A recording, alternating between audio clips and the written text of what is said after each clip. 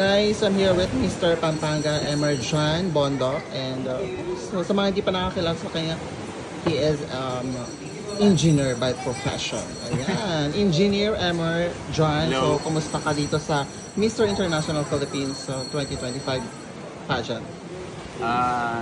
Nung una, medyo pagod kasi syempre it's our first day sa biyahe and medyo hindi pa namin nararamdaman yung enjoyment, pero this second day, super nag-enjoy na kami kasi hindi masyadong rush yung mga ginagawa namin. Katulad nito, it's our boho shoot, kaya medyo maganda yung panahon at sobrang relaxing ng tunog ng tubig, kaya medyo nag-enjoy kami. Ayun. Eh, kumusta naman yung naging experience mo sa photoshoot with one of the most famous photographer in the Philippines and pangalan ni Sir? International, Sir Raymond Aldana. Ayan. So, I commend Sir Raymond Aldana. Aldana kasi sobrang galing talaga niya, napaka-professional. Sobrang smooth ng shoot namin. Kasi nung first time ko siya ma-experience nung Mr.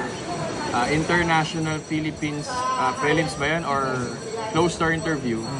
Tapos nakita namin yung mga photos outcome. Sobrang ganda. Kaya ngayon, I expect more kasi actually, biglaan lang yata siya ng siya yung picture. So, I expect more.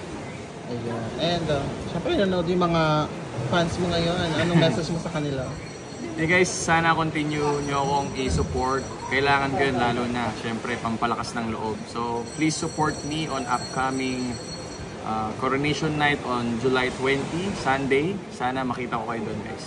And syempre, malapit na rin yung preliminary competition dito sa Bataan White Coral Beach Resort. So, you can invite also them to watch on live streaming. So, hi everyone! I would like to invite you on our swimmer competition on July 17 at Bataan White Corals Beach Resort in Morong, Bataan.